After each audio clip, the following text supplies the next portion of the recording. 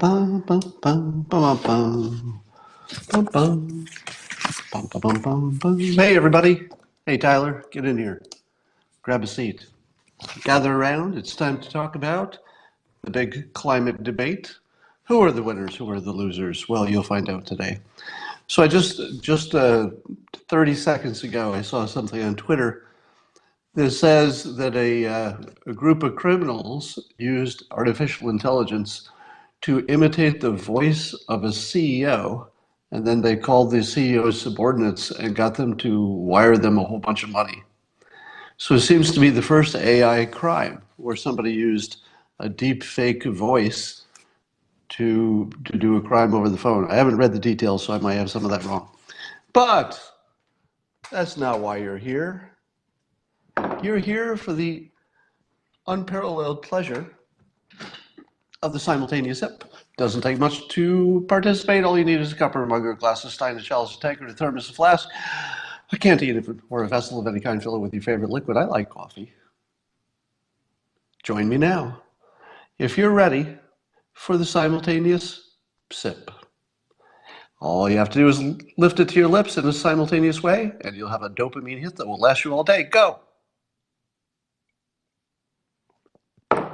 Oh, it gets better every time. Am I right? Am I right?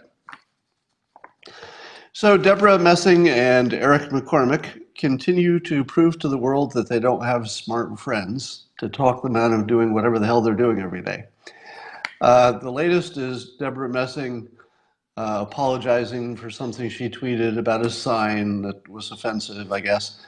And in her tweet apologizing, she mentions the Fine People hoax, but not as a hoax, as if it's real. And I'm thinking to myself, I don't know if there's another level of stupid. Like when you've climbed the summit of being completely hoaxed about everything and not understanding the slightest thing about politics, not knowing the basic facts of what did or did not happen, maybe you should stop talking in public. Maybe it's time. Time for an intervention. You should make some friends, Debra and Eric. Make some friends who can tell you to just maybe be a little bit quieter. Let's talk about Hong Kong. So Hong Kong, there seems to be something that people are calling a victory, as the chief executive, Carrie Lam, so she's, I guess, the leader in Hong Kong, decided to withdraw the controversial extradition bill, the one that said you could be grabbed from Hong Kong and tried in a Chinese mainland court. And that started all the protests. So that was withdrawn. Problem solved, right? Right? Well, here was my prediction. And we won't know if my prediction was right yet, but it's kind of looking good. My prediction was that China wins in the end. But here's the trick. The end is as long as you want it to be. Could be 100 years. Could be 300 years. But China will have full control of Hong Kong, or Hong Kong will destroy China from the inside.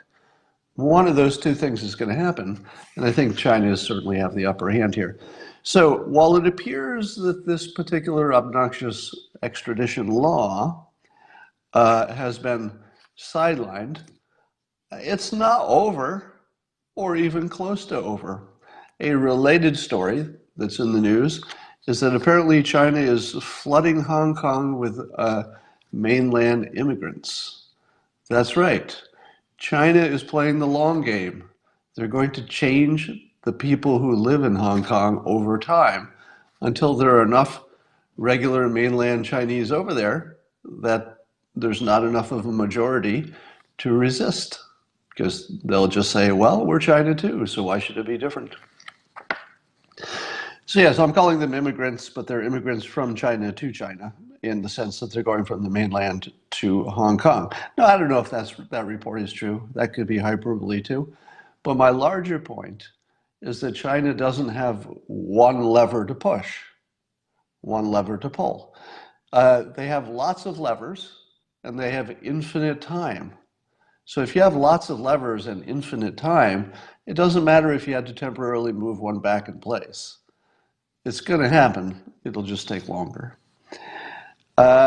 People complaining about President Trump diverting some of his military budget, 3.9 billion, over to building the wall. Now, let's say that that doesn't get stopped by the courts. I don't know if there's a legal challenge. There's always a legal challenge to everything. But let's say it goes ahead and they start building some wall with that 3.9 billion. Is that a big pain point for the military that they had to give up that money from what it was previously budgeted for, construction projects in the military? Yeah, I'm sure it will cause some pain. But let's put it in perspective, shall we? Let's put it in perspective. 3.9 billion is what percentage of the total military budget? Well, I don't know. Just off the top of my head, I think it's half of 1%. So I believe that half of 1% of the total military budget got diverted to the wall. Does that seem like a lot? Well, it's a lot if the entire amount came out of one budget, let's say the construction budget. But is there anything that would stop? And there might be. So this is a question, not a rhetorical question. Is there anything that would stop the rest of the military from saying, oh, you know what? We'll kick in half of 1% of our budget to make that military budget whole again. Maybe that's illegal. Maybe you can't move buckets. There's a good chance that's not legal. But in a practical world, in a practical sense, if the other budget categories within the military just said, I'll give up half of 1%, I'm not even going to know the difference. And then your military budget is whole again. So it's not the end of the world. It's just maybe inconvenient a little bit. So I think Trump, very much like mainland China in this case, it seemed that Trump was going to pull every lever, push every door, turn every doorknob, kick every wheel to try to find some money to work on this wall. And it looks like he did. And best of all, he's making Mexico pay for the wall by making Mexico mobilize their military. In essence, it's paying for border security on behalf of the United States. I like to think that if this situation were reversed, I would have the same opinion. But in my opinion, as we're watching Mexico spend a lot of money to mobilize their military to control their southern border, at least, it looks to me exactly like Trump got Mexico to pay for the wall. It's just not a physical wall, it's just border security. Now, if this were reversed, and let's say Obama had said, I'm going to make Mexico pay for the wall. Okay, they didn't pay for the actual bricks or the metal for the actual wall, but they did mobilize their entire military to guard the border, and it's as good as a wall in many ways, and it's faster. Would I say in that case, just because it was Obama and not Trump, would I say, oh no, Obama, no, nice try. You said you were going to build that Mexico was going to pay for the wall. They didn't pay for the wall. They paid for something that was just as good, and faster. So you lose, Obama. They didn't pay for the wall. They paid for something else that does the same thing, but much faster, because you can move troops faster than you can build a wall. Would I have said, ha ha ha, Obama, another broken promise? I don't think so. I mean, I'd like to think I wouldn't have, because as a trained economist, I see things as somewhat fungible, meaning that some things are perfect replacements or nearly perfect replacements for other things, and that I would reasonably treat them as similar. So troops on the border, wall on the border, largely similar, and they both require money. So I'm going to give credit. Let me call the game right now. I call the game in favor of Trump. His primary campaign promise is now kept. That's my ruling. And I swear to God, if this had been reversed, and this had been Obama doing everything that Trump is doing, and had made the same promise, I would have said, Obama, okay, credit. Obama, you did exactly what you said you'd do. It didn't look the way we expected it, but yeah, that's it. That's exactly what you said you'd do. You get Mexico to pay for the wall, but they used troops instead, just as good. And you got money for the wall, and you started building it. That's what you said you'd do. I give Trump the win, a clean win. I don't even. I swear to God, that's not even a gray area in my mind. Of course, it might be in other people's minds, but in my mind, that's not a gray area. Trump made a promise, and it looks like he kept it. Um, Even if you don't like it, it looks like he kept his promise. So let's talk about the 7 hours of climate debate. Now, like most people, I could not struggle through the entire debates, but I caught a lot of the, clips. I was dipping in and out, during the thing, and I was trying to get a sense because most people are not going to watch the whole thing. Very few people watch CNN to begin with, and even fewer of those who watch CNN are going to watch that entire thing. So you can't say that the entire body of the debate affected the outcome. What you can say is whatever bubbles up as the clips that will be played and replayed, or the quotes which will be picked out of it, those things, which are very selective summaries and out of context and anecdotal, that stuff might make a difference because that's the stuff that will travel. Everything that was said that did not get picked up as a video clip or a quote, that stuff's dead. Nobody saw it. It doesn't matter what you said during that debate. If it didn't turn into a news story, a clip, or a video that people are going to see, it didn't happen. It was as if it didn't happen. So let's talk about just the things that other people, so it doesn't matter what you and I thought should have been pulled out of that debate as important. Let's look at what was pulled out by the major news industries and by social media especially. And I know you want me to talk first about Biden's bloody eye. All right, I'm a little confused on this story. I'll tell you the story, but with doubt in my voice. So everything I'm going to say, put a big doubt around it. I don't think anything I'm about to say is credible, but I'm going to say it anyway with that caveat. So I saw on social media some talk about Biden's eye, one of his eyes, literally bleeding as he was talking on stage. And so I said to myself, what? His eye? Not bleeding externally, but turning red.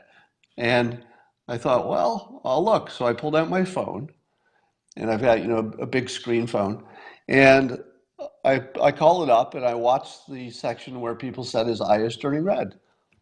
Couldn't see it. Couldn't see it on video. Now I thought, well, maybe that's just because my phone screen is small, so I can't see it. Later I saw on some right-leaning websites a photograph that was more of a close-up, and it showed that one eye had a bunch of obvious redness. And I thought to myself, well, is that photo real? Because you can't trust anything, right? The fact that there's a photograph and it's being reported in a website you've heard of, one you've read before, does that mean it's real? I guess it was on Drudge, etc. Does that make it real because you saw a photograph of it? Not really. Not really. So just the fact that it was a photograph and it was on a major news site, which is generally reliable, I'm not sure I believe it yet. I will tell you this.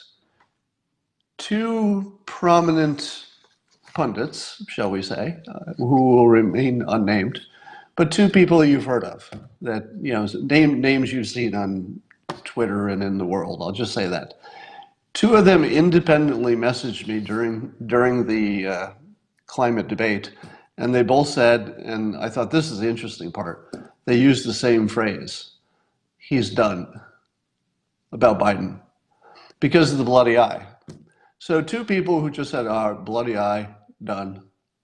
Now, I don't know if that means everybody was thinking that, but it's weird that I got two messages and they used the same language, he's done. That's clearly the end of it. But here's the thing. See, now my eye is itching because I'm thinking of Biden's eye. I'm reading all your comments about his eye, and it made my eye go weird from suggestion. Like literally, that's what happened. Your suggestion and talking about his eye made my eye feel strange, and then I was like, "What's wrong with my eye?" Um, so, and then I said, "Okay, I'll wait for the morning, and I'll see if CNN or Fox News is reporting on this alleged bleeding eye," and they're not. Now, it doesn't surprise me if CNN doesn't report on it, but Fox News didn't report on it either. I'm not sure it happened. Or if something happened, I don't know if it happened on stage or if he just had a little red eye problem that's literally nothing. I mean, I have no idea. So I'm right in the middle of somebody says Fox did a report on it. It's not on their Fox News site. So they may have done something live, but if they didn't commit it to print or did not commit it to a story on their website, that might indicate that they have some question about it. All right. So yeah, the fact that it was talked about on air would be a different level of credibility because you can talk about what people are talking about on air and you can speculate and stuff because it's live. But by the time it's committed to a website story, it means they're fairly certain that they're talking about something that's real. And I haven't seen that yet. So I got a problem that I don't know what this means, what really happened, how red it was. I just have my questions why it's being ignored. Now, I don't think the CNN would ignore it, even though it's a Democrat, because there was a story on CNN today in which they were showing the Stephen Colbert interview with Joe Biden, which was not good for Joe Biden because the interview was about all of his gaffes, etc. And I thought, well, if CNN's running something about Biden's gaffes and losing his mind, they're not really pro-Biden. So there's that. So if CNN didn't mention it, Fox News is sort of playing it down. I don't know if it's a big deal. Let's talk about how some of the other candidates fared. I would say the big loser of the night was the big loser of the climate debate, I thought, was Kamala Harris. She's terrible. She's really terrible. My prediction from a year ago that she would end up being the nominee because the other ones would fall apart for different reasons, and it would just be, she's the one that's left.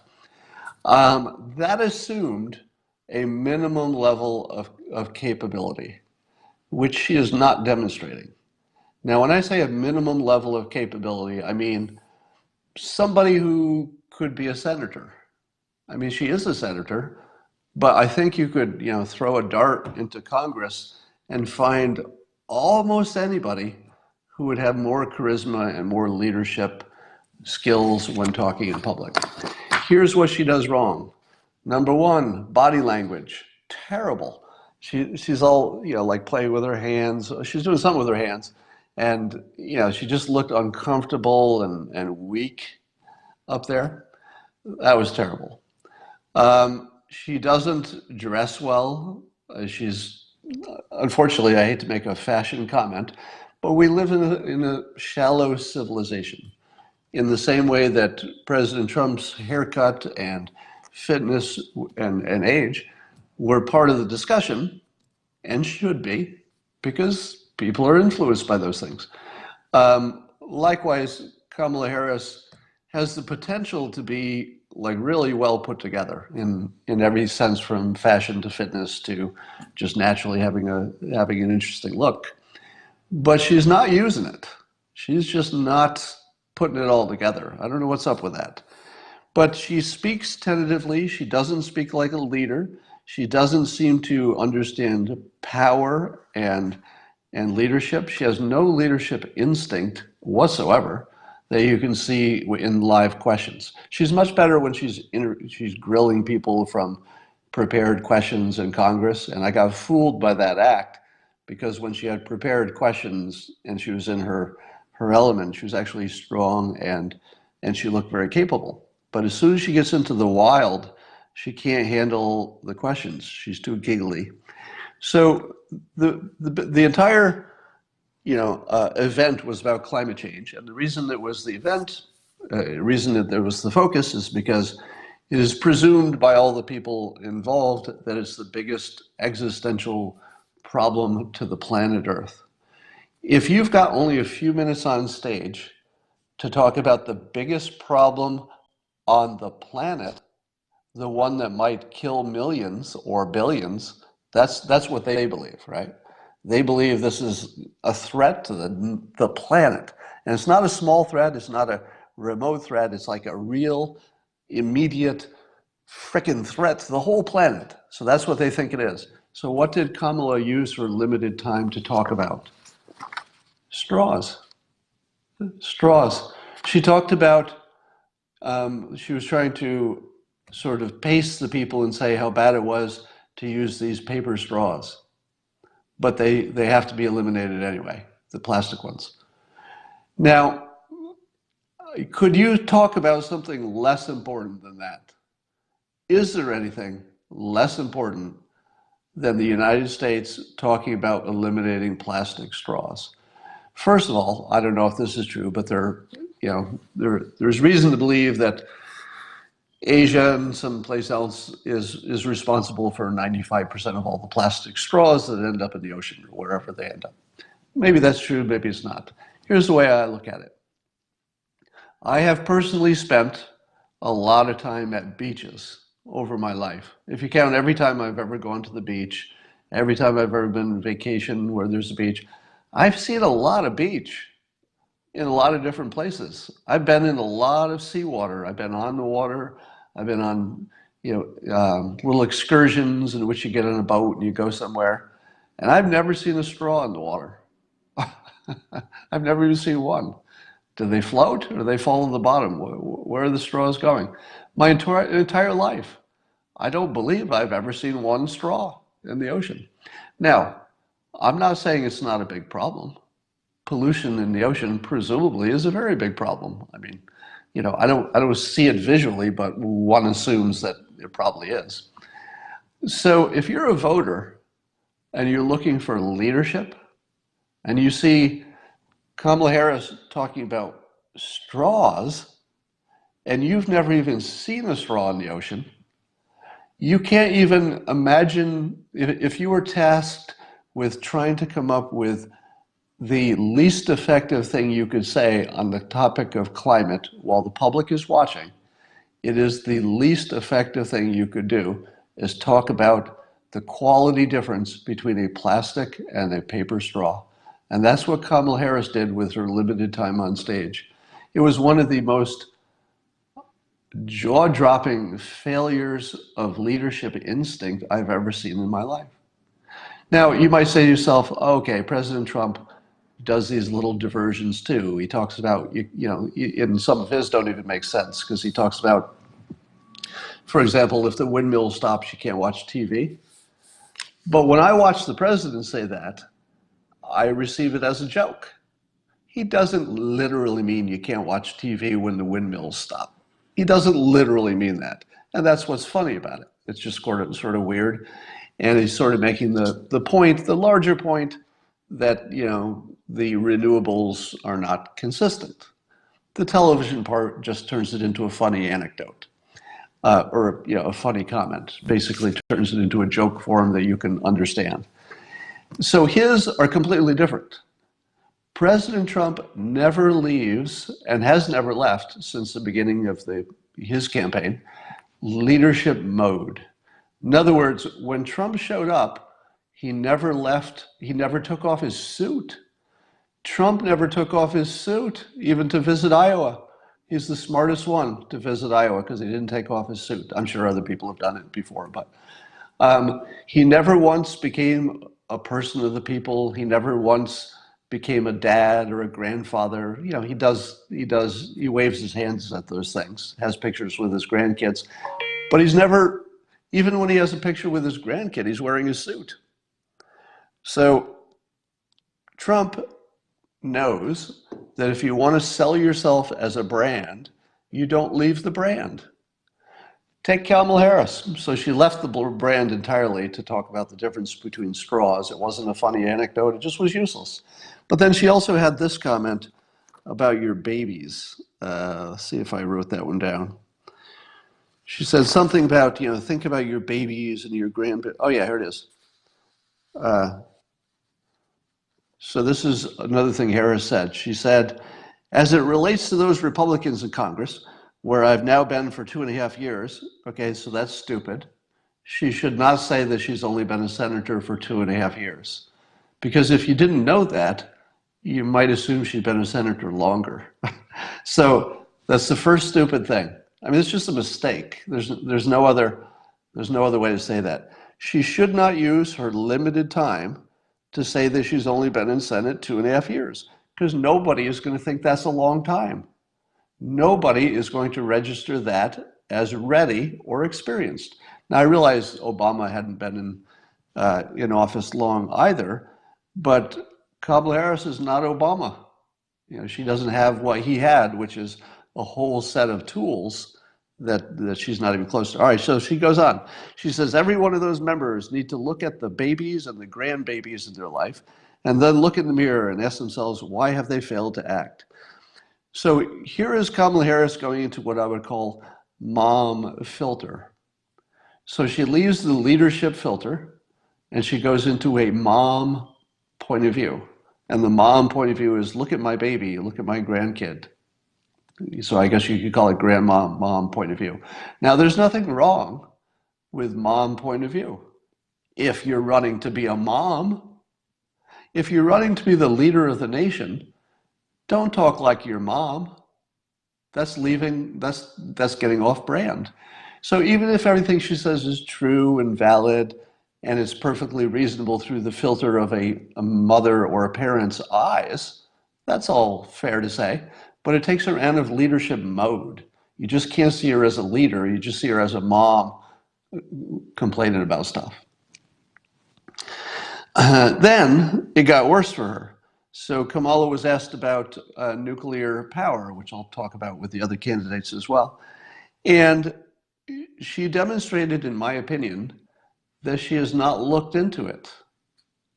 Let that register for a moment. The entire event was about climate change, the existential threat to the planet, say the people who were there. And the most important variable to whether we can solve this problem that they say exists, I'm not saying it doesn't, I'm just trying to avoid the question of whether it's true or false. I'm just talking about what they believe. And the biggest variable, nuclear energy, literally the only thing that the smart people say could get us to where you need to go fast enough, and is popular on both sides, Democrats and Republicans could probably get behind it. She showed that she hadn't looked into it. That's as hard as you can fail. Let me show you the hardest failure in the world. Scott, what's your number one issue in the world? Climate change. Scott, what do you think we should do about the number one most important element to your most important subject, climate change? What do you think of nuclear, the most important variable? And I say, I haven't really looked into it. All credibility is gone. Now, she didn't say I haven't looked into it, but you could tell from her answer that she had sort of a haven't really paid attention to it answer. She said, well, I'm very concerned about storing the nuclear waste. She did not say it can't be done. She did not say, and here's your tell. I'm going to give you a tell for finding out if somebody has even looked into nuclear energy. Have they even looked into it? Ask them how much real estate you would need to store all of the nuclear waste that would be generated if we had replaced our entire grid with nuclear. We're not going to do that, but or even say half. Let's say to replace half of our grid or half of our power need with nuclear energy, what would be the total real estate you would need to store every bit of the nuclear waste that's made from all of that? Is it 1,000 miles? Is it 1 acre? Now, I don't know the exact answer to that, but I will tell you it's closer to 1 acre. It's a lot closer to 1 acre than it is to a mile or 100 miles or something. Now, there's certainly an issue about where you put it, but where are we putting it now? Who asked that question? Where are we putting the nuclear waste now? Because suppose the nuclear waste, all the nuclear waste we have, has filled up in its various places, collectively 2 acres. I don't know if it has taken that much, but let's say all of it together takes 2 acres. What if we just put a few more barrels where that stuff already is? Are people going to complain extra because you put some extra barrels there? I'm not sure there's any problem there. I feel as though she hadn't looked into it. She just took the top level things she'd heard. I'll say something about nuclear waste so I don't have to commit to nuclear power because I don't know how to defend it. Totally didn't know the most important topic. So Kamala Harris, I'm going to say, this is why you listen to me. This next thing I'm going to say, I don't know if I'm going to say it. Yeah, I'm going to say it. I'm going to say it for entertainment. I'm going to say this is an opinion, right? So the next thing that comes out of my mouth cannot be supported by science and facts. This is purely an opinion. Kamala Harris has a submissive personality. That's it. Now, you don't have to, take that into the bedroom for your interpretation, but the fact is, she has a submissive personality. You can see it in her body language. You can see it in the way she talks. And I don't see that she has a fire in her belly to be a leader. She looks like a follower, and she looks like she would be more comfortable as one. Now, that's an opinion. But remember, the voting public is going to be looking at all these characters, and they're going to be forming opinions which are not always fact-based.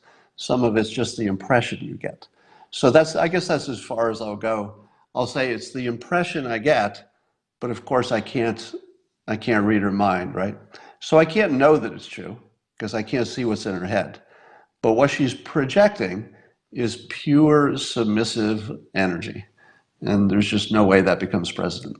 So I'm not going to change my original prediction that she gets the nomination because that wouldn't be fair.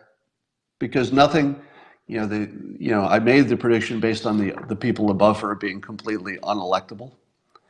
That's still true. But it might be that whoever gets the nomination is even lower in the ranking than Harris is, because they might have to go right over her. All right, let's talk about the other people.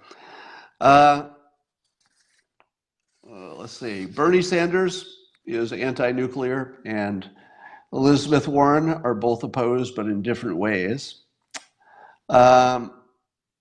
Warren said that she would oppose nuclear energy as a way to combat climate change, should she get elected. And she said, we're not going to build any nuclear power plants, and we're going to start weaning ourselves off of nuclear energy and replacing it with renewable fuels, Warren said, adding that she hopes to phase out nuclear power by 2035. That is basically surrendering the country.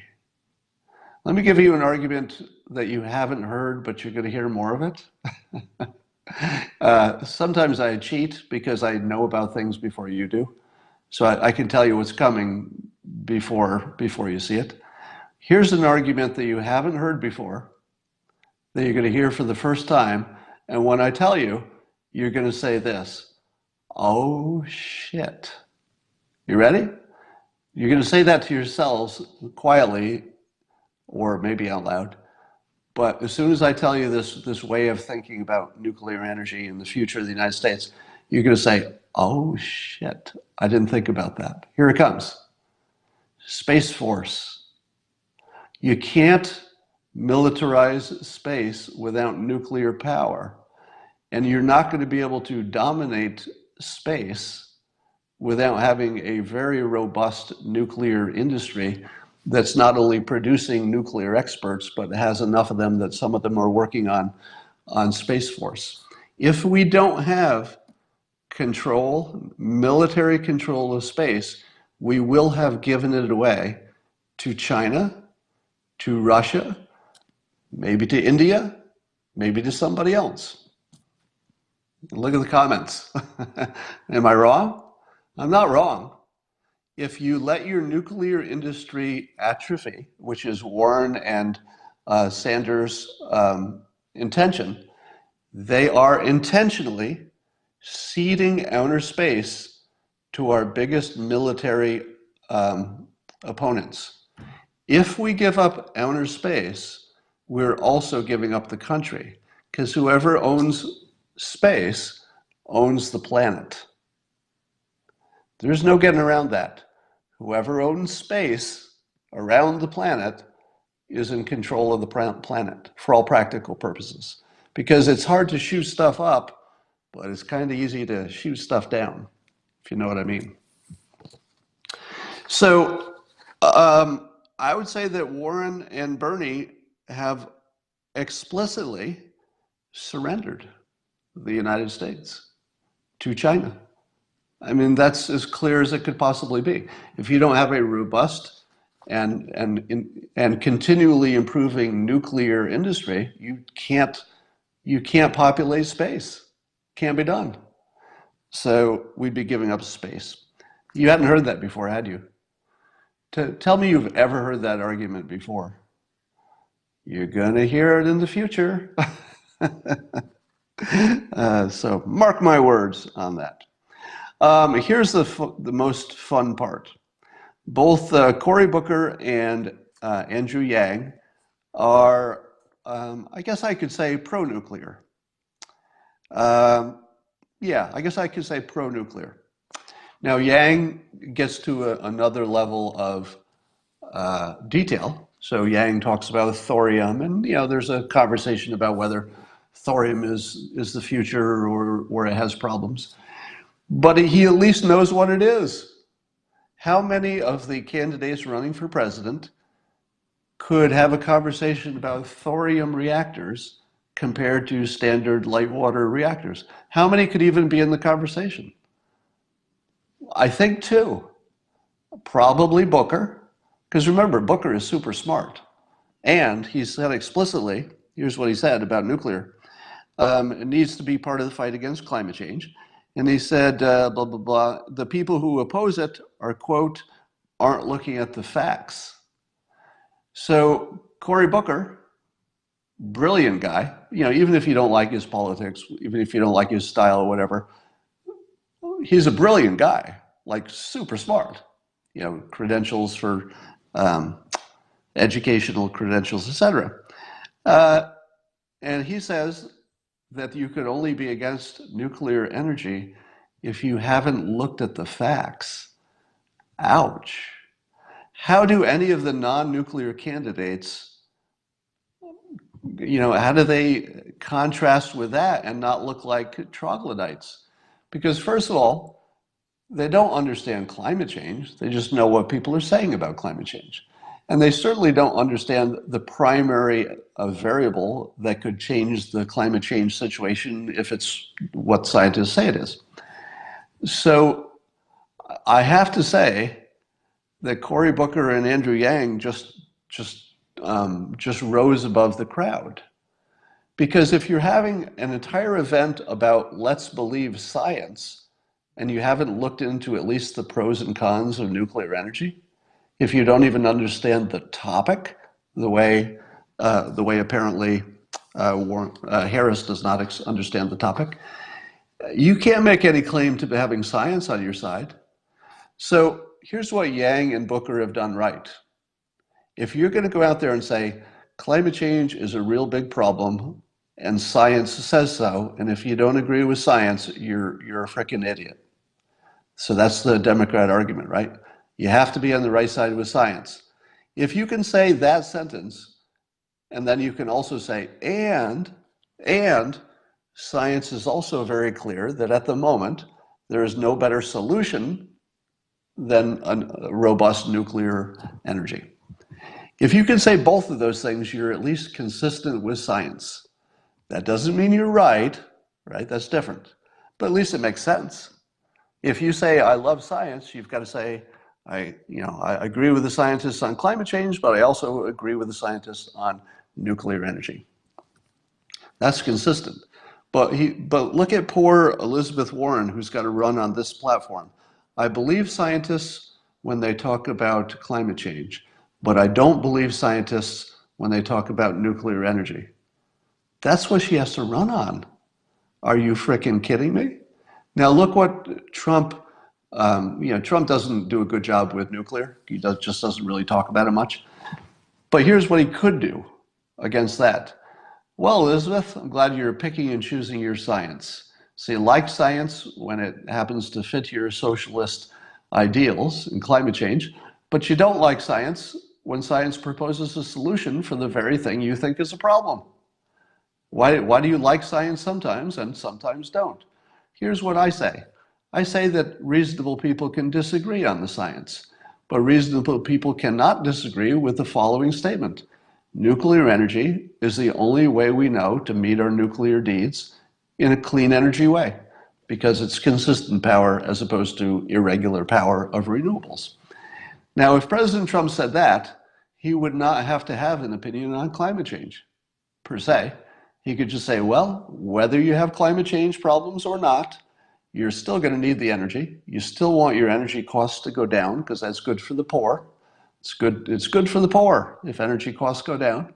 And we need a consistent, reliable network, et cetera. So the president has a very consistent statement, which is, we can't be sure about climate change, but we are sure that there's only one known way to get us to cleaner, better, abundant, cheap energy. And so let's do it. Let's look at somebody else. Klobuchar. So Klobuchar is a kind of an interesting candidate because she seems so reasonable and very much in the Joe Biden, let's not get too crazy mode. But because Biden has absorbed all of the sort of middle of the road boring Democrats, let's call them the boring Democrats versus the AOC and the Bernie Sanders who are the exciting Democrats. So the boring Democrats are pretty much Joe Biden people. But what happens if Joe Biden drops out? What happens if people say, darn it, I wanted Joe Biden, but I'm going to have to go to my second choice because he dropped out, if that happens. Who do you go to as your second choice after Biden? Well, Klobuchar's kind of in there, but I would think that if she were ever going to have the type of popularity that would make you president, we would have seen more of it by now. Meaning that she would have naturally been popular in the way that, let's say somebody like Yang or Buttigieg are popular. So you see that Yang and Buttigieg get a lot of energy. They create a lot of energy, whereas Klobuchar doesn't seem to create any energy. So without that, it's hard to imagine that she could rise. But I want to say one compliment to Klobuchar. The people I worry about as leaders are the ones who can't take advice. Now, you don't want your leader to be, too dependent on advice. You want them to have their own opinions as well. But you want somebody who can listen to a better idea and then implement it, because it's just a better idea. And I've been looking at, and I realize this sounds shallow, but wait for the whole thing. Klobuchar, until last night, at least that's the first I noticed, had the worst haircut I've ever seen on a woman. Am I right? Her hair, is that the right word for a woman? Is it a hairdo or a haircut? But her hairstyle, until last night, that's the first time I saw the updated hairstyle that looks great. She had a Dumb and Dumber haircut. Now, I don't mean literally like that movie Dumb and Dumber, but if you were going to run for president and you were going to choose a hairstyle, you would not choose a Dumb and Dumber hairstyle, like Jim Carrey in the movie Dumb and Dumber. You wouldn't do that because everybody would look at it and say, well, that's not a leader haircut. That looks like somebody who doesn't know what he looks like. That looks like somebody who's so clueless or has no friends to tell them to change their haircut. Klobuchar looked like that. She looked like somebody who had no friends to tell her to change her hairstyle. But I tuned in last night and I thought, holy cow, she changed her look. It looks like she may have changed more than her hairstyle because I don't know, maybe the hairstyle changed the whole look. Maybe your makeup got an upgrade or something. So because she's a woman, I don't want to dwell on appearance. I will say that I would say the same set of things about a male candidate. Joe Biden's hair plugs probably hurt him. Wouldn't you agree?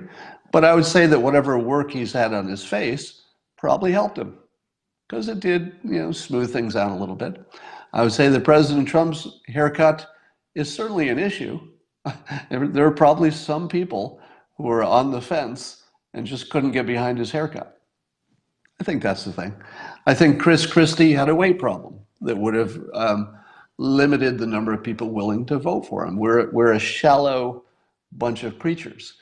But if you don't recognize how shallow we are, and if you don't manage your campaign to at least take advantage of our shallowness, well, you're not really trying.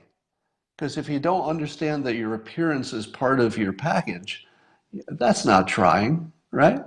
Look at Pete Buttigieg. He looks great. Wouldn't you agree? Pete Buttigieg looks terrific. His hair looks good. He looks fit. He dresses well. He knows that the package is the whole package. It's not a little bit of the package. It's the whole package.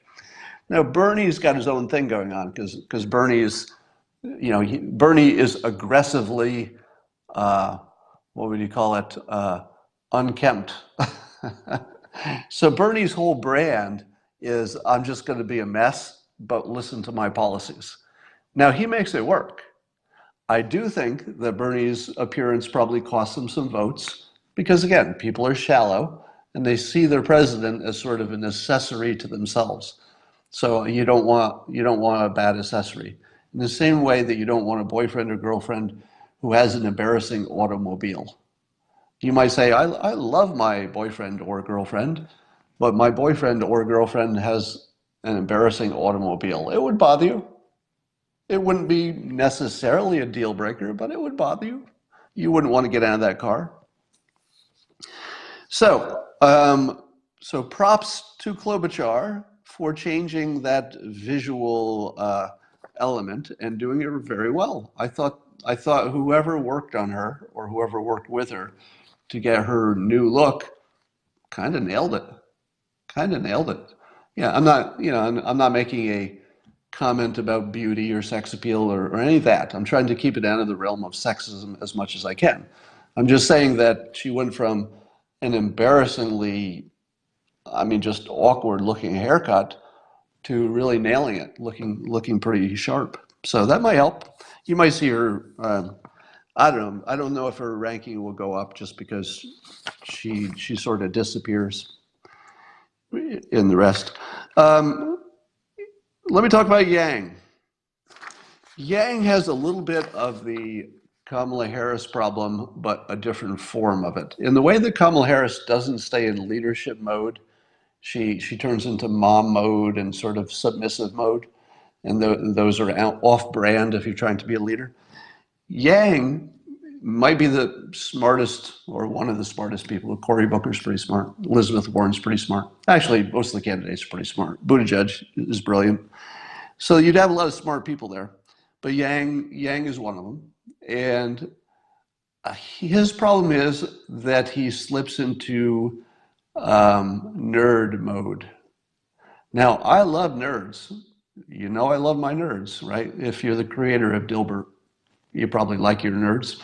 I love my geeks. I love my technical people. If you're on the spectrum, I love you probably a little extra. All right. So I love engineers. It's a personality type that I'm just drawn to because I think the same way. I'm not an engineer, but I tend to think in similar structure. So I love Yang's vibe.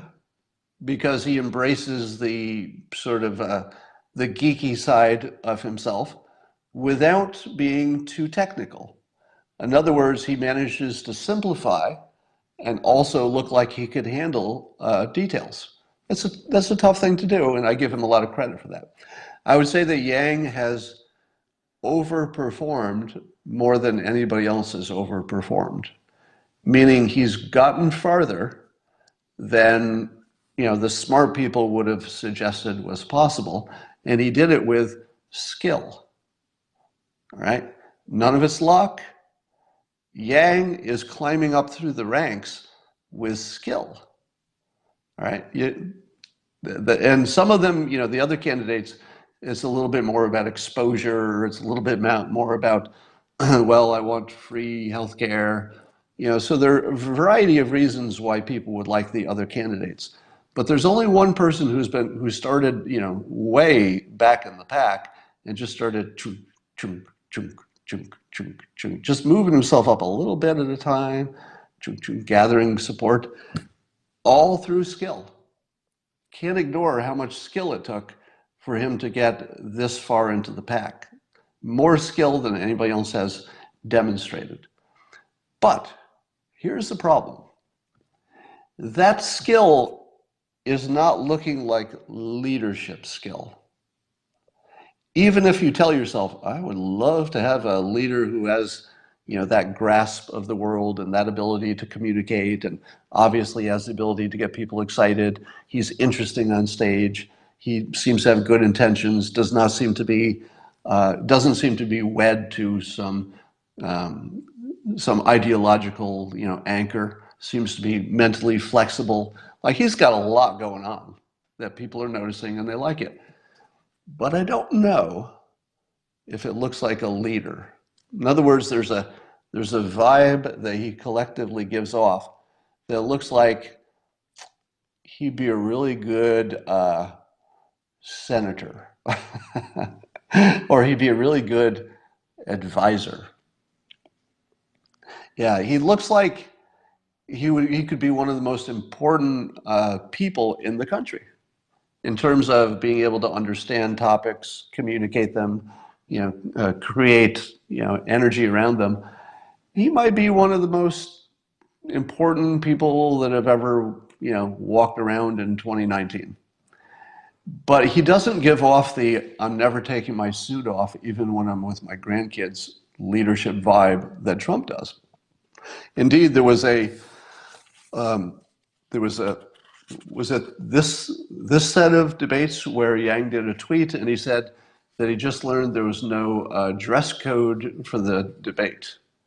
And he said it kind of humorously, as if maybe he won't wear a suit to a presidential debate. Now, I love how geeky that is. It totally it paces me in the sense that I don't like wearing suits either. So as a human being, I loved his tweet. Just on the human level, I was like, oh, that's funny. Wouldn't it be funny if he showed up without a suit? But if you're trying to be president of the United States, don't even joke about taking your tie off.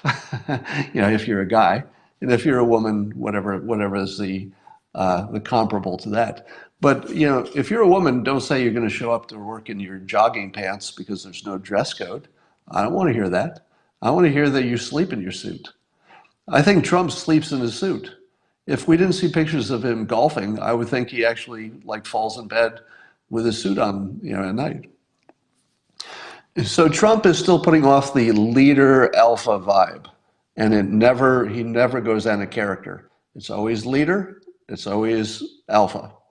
Even if you don't like it, it's always those two things. Yang is human, very smart human, very capable human, but he's human. He hasn't quite nailed the alpha leadership thing. He feels like the guy you want working for the leader. The one who's in the room who says, oh, you haven't thought about this yet. Or maybe you should explain it this way, because he'd be great at that. But I don't know if he's selling himself as the alpha leader that people are looking for. Let's talk about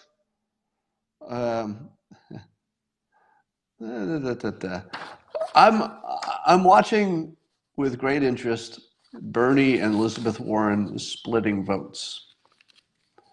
Um, I will say that I think Elizabeth Warren won the night because there are fewer no videos of her talking.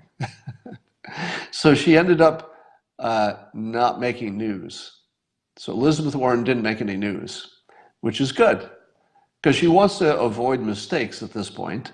And most of the news was about, people did something wrong. But here's my question. If Bernie and Elizabeth Warren are serious about their own opinions about how to run the country, if they believe their own speeches, then both of them know that eventually one of them needs to throw their full support to the other because they're the closest in philosophy. Now, if you're Bernie and you're assessing your own odds and you're looking at Warren, does Bernie think that he has a better chance of winning than Elizabeth Warren? Because remember, Elizabeth Warren has the female advantage. And if you're running as a Democrat, being a old white guy isn't your strongest look for getting out the vote. Don't you think Bernie has to realize, and probably pretty soon, that Warren is the better version of him, the more electable version of Bernie? Let me put it this way. You're a voter, and you have a choice between Elizabeth Warren and Bernie Sanders. Let's imagine, hypothetically, you had that choice. Bernie Sanders lost to the person who lost to Trump. Think about that. Bernie lost to Hillary, and Hillary lost to Trump. He's a double level loser in this exact race, right? Because the last one was about Trump too. You don't pick the person who lost to the person who lost to the person you're going to run against. Elizabeth Warren has never run for president, and therefore she's never lost to anybody. And people would relish the matchup because Trump has been mocking her for the Pocahontas thing forever. People would love it. So if you're Bernie, there's got to be at least some part of your mind, because Bernie's, he still has all of his faculties. Unlike Biden, Bernie looks like he still has his entire mind.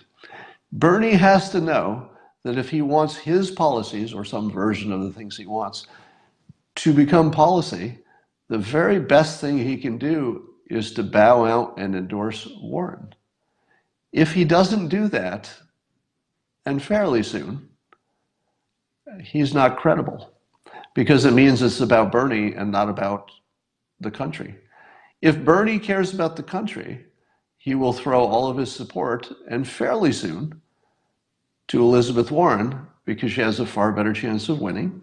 She's younger, she can get the female vote more capably, and she'd be a more fun matchup. So that's what I'm watching. I think Bernie has some explaining to do as to why he's making things harder for the very policies he's promoting.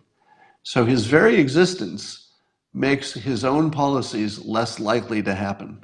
If he wants his policies to win, he gets out of the race and puts all of his support to Warren. So if you don't see that, it's not about the policies. All right. Let's talk about this. So I watched Biden